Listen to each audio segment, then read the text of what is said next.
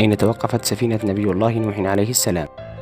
وهل ما زالت السفينة موجودة إلى هذه اللحظات وإلى هذه الأيام؟ تعالوا نتعرف معكم على موقع السفينة.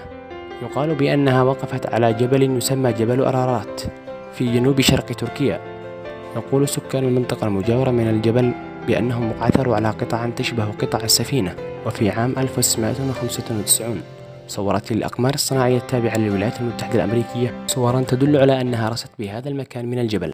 والسلام عليكم ورحمة الله وبركاته.